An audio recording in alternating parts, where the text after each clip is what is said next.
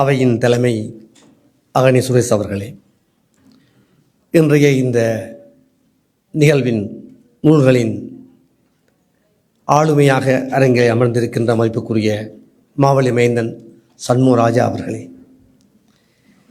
இன்றைய நிகழ்வில் கலந்து கொண்டிருக்கும் உரையாளர்கள், விருந்தினர் அவையோர், உங்கள் அனைவருக்கும் என்னுடைய அன்பான வணக்கம். இன்றைய இந்த நிகழ்வு சற்றே நீண்ட நேரம், வரக்கூடிய 4 மணி நேரங்கள் தொடர்கின்ற நிகழ்வு. இங்கே இந்த நிகழ்வில் முழுமையாக குறையின்றி கலந்து கொள்ள வேண்டும் என்று இங்கே வந்து அமர்ந்திருக்கின்ற உங்கள் அனைவரையும் நன்றியோடு என்னுடைய வணக்கத்தை மீண்டும் கூறிக்கொண்டு, இன்று இங்கே எனக்கு தரப்பட்டிருக்கின்ற பொறுப்பு வெளியீட்டுரை. வழக்கமாக ஆய்வுரை செய்வதுதான் வழமை. இன்று சற்றே வித்தியாசமாக வெளியீட்டு உரை எனக்கு வழங்கப்பட்டிருக்கிறதுக்கு வேறு காரணங்களும் இருக்கின்றன. வெளியீட்டு உரை என்று வருவதற்கு முன்பாக இந்த நூல்களின் பதிப்பு தாய் வீடு சார்ந்தது. பொதுவாக இந்த நூல்களில் எழுதப்பட்ட பல்வேறு கட்டுரைகள் தொடர்ச்சியாக தாய் வீடு இதழிலே வெளிவந்தவை. தாய் வீடு இதழ் மாதந்தோறும் வெளிவருகின்ற கட்டுரைகளை தொகுத்து நூலாக வெளியிடுகின்ற பணியையும் செய்து வருகிறது. அதாவது தாய் வீடு பதிப்பகம், தாய் வீடு பதிப்பகம் சார்ந்து தாய் வீட்டிலே எழுதுகின்ற பலரும் தங்களுடைய நூல்களை வெளியீடு செய்யலாம். அதற்கான நிறைய வசதிகளும் வாய்ப்புகளும் இருக்கின்றன. அதாவது எழுதியவர்கள் முழுதாக முழு செலவையும் ஏற்று நூலை வெளியீடு செய்ய வேண்டும் என்பதில்லை.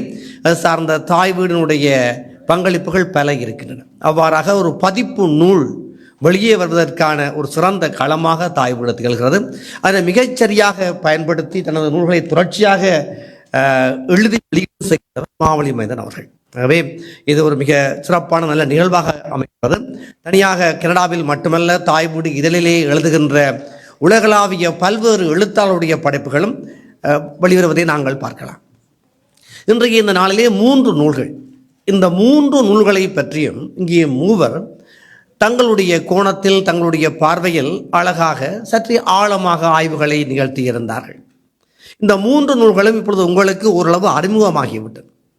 ஒன்று கம்பனின் கருவூலம் திறந்து என்கின்ற நூல். இந்த நூல் இலக்கிய நயப்பு, இலக்கியத்தை நயந்து அதிலே வரக்கூடிய பல்வேறு செய்திகளை ஆய்வு பார்வையோடு சுவைபட எழுதி வாசகர்களுக்கு கொடுப்பது கம்பனின் கருவூலம் திறந்து என்கின்ற நூல். அதிலே தலைப்பு நாங்கள் சற்று ஆழமாக பார்க்க வேண்டும். ராமாயணத்தின் கருவூலம் திறந்து என்றவர் எழுதவில்லை. ராமாயணத்திலே வால்மீகி எழுதிய ராமாயணம் இருக்கிறது, வேறு பலரும் எழுதியிருக்கிறார்கள். கம்பன் எழுதிய ராமாயணத்தில்தான் கருவூலம் நிறைந்து காணப்படும். அந்த அளவுக்கு கம்பன் காட்டிய வித்தைகள் எல்லாம் நிறைய. அதாவது வால்மீகியினுடைய மூல ராமாயணத்தை தமிழிலே எழுதுகிற போது கம்பன் நிறைய விடயங்களை மாற்றிவிட்டார். கம்பன் ஒரு வம்பன் என்று சொல்லுவார் பேராசிரியர் கனவே பிள்ளை. கம்பன் ஒரு வம்பன். வம்பு என்றால் புதுமை, நிறைய புதுமைகளை செய்தவன். ஒரு இலக்கிய சுவைக்காக ஒரு சிறிய சம்பவத்தை மட்டும் கூறிக்கொண்டு நான் மற்ற விடயங்களுக்கு வருகிறேன். பொதுவாக ராமாயணத்திலே உங்களுக்கு தெரியும், சீதையை திருமணம் செய்கிற போது அங்கே ஒரு வில்லை உடைக்க வேண்டும். அதாவது சிவதனுசு என்கின்ற வில்லை முறித்துத்தான் சீதையை திருமணம் செய்ய வேண்டும். வால்மீகி ராமாயணத்திலே ராமன் செல்கிறான், வில்லை முறிக்கிறான், முடிந்து விடுகிறது. ஆனால் தமிழிலே ஒரு மரபு இருக்கிறது. ஆணும் பெண்ணும் திருமணம் செய்வதற்கு முன்பாக ஒரு காதல் காட்சி ஒன்று வர வேண்டும், ஒரு காதல் வர வேண்டும், இருவருக்கும் இடையே மனம் ஒப்ப வேண்டும், அதற்கு பிறகுதான் திருமணத்துக்கு செல்ல வேண்டும். இந்த ஒரு தமிழுடைய மரபு, இது வாழ்வியல் கோட்பாடு இல்லையா? அவ்வாறு வருகிற போது கம்பன் ஒரு காட்சியை புதிதாக உருவாக்குகிறான். அதாவது வால்மீகி அல்ல, எப்படி என்றால் ராமன் மிதிலை நகருக்கு வந்து கொண்டிருக்கிறான். ராமனும் சீதையும் சந்திக்க வேண்டும். சந்திக்க வேண்டுமென்றால் சீதை பொதுவாக பெண்களுடைய பண்பாடு குனிந்த தலை, இப்போ இல்லை, முந்தி இருந்தது. அதாவது பெண்கள் தலை குனிந்து செல்வார்கள். முன்னால் வருகின்ற ஆண்களை பார்க்கும் வாய்ப்பே இல்லை. கம்பன் என்ன செய்கிறான்? ராமன் வருகின்ற வழியிலே ஒரு மாடியை கட்டி மொட்டை மாடியிலே சீதையை விளையாடி கொண்டு இருக்கிறாள். சீதை அங்கேயே விளையாடி கொண்டு கீழே பார்க்கிறாள். பண்பாடு மாறவில்லை, அவள் கீழே தான் பார்க்கிறாள். கீழே ராமன் போகிறான். ராமன் நிமிர்ந்த நடைவன் மேலேயே பார்க்கிறாள். இருவரும் ஆளையால் பார்க்கிறார்கள். அங்குதான் வருகிறது, அண்ணலும் நோக்கினால் அவளும் நோக்கினால் இதயம் மாறி புக்கு இது என்ற செய்தி அங்குதான் வருகிறது. இது கம்பனால் உருவாக்கப்பட்டது அருமையான ஒரு காதல் காட்சி. இவ்வாறு கம்பனுடைய இலக்கியங்கள் தோறும் நிறைய புதுமைகளை பார்க்கலாம். அதாவது வள்ளுவர் சொல்லுவார், நவில்தோறும் நூல் நயம். அதாவது ஒரு நூலை படிக்கிற போது படிக்க படிக்க புதுசு புதுசாக வந்து கொண்டிருக்கும். நூத்திரம் படிக்க வராத விடயங்கள் எல்லாம் பிறகு படிக்கிற போது வரும். அது நவில்தோறும் நூல் நயம். இது ராமாயணத்துக்கு இருக்கிறது. அதனால்தான் கம்பன் எழுதிய கருவூலம் திறந்து என்று ராமாயணத்தை படித்தவர், ராமாயணத்தை படித்த யாரும் எழுதுகின்ற ஆற்றல் இருந்தால் அதை பற்றி எழுதாமல் விட முடியாது. அந்தளவுக்கு ஆழமும் சுவையும் கம்பன் எழுதிய ராமாயணத்திலே இருக்கிறது.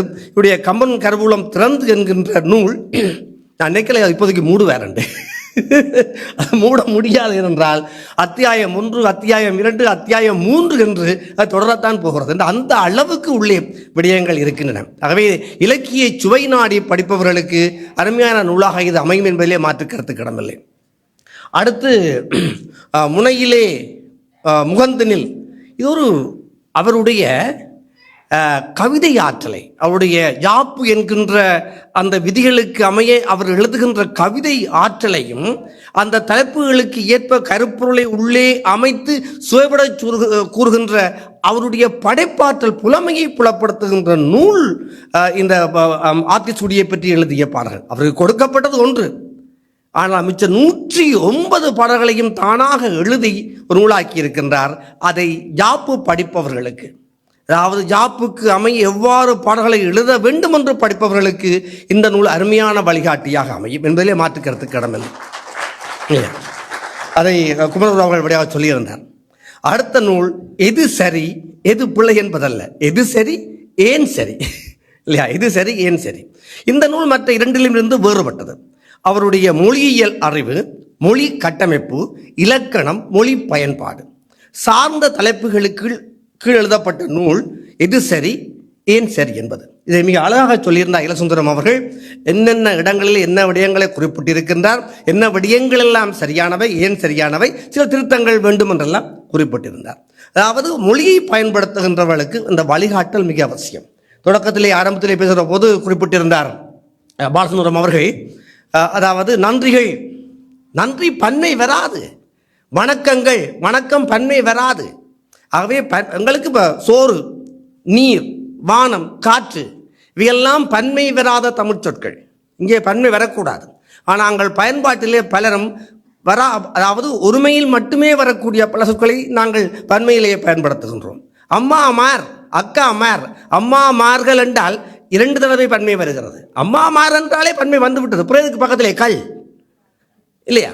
ஆகவே இவ்வாறான பல தவறுகள் இருக்கின்றன. ஆகவே எழுதுகின்றவர்கள் எவ்வாறு பிழையின்றி எழுத வேண்டும் என்பதை சொல்லுகின்ற 3வது நூல் எது சரி ஏன் சரி.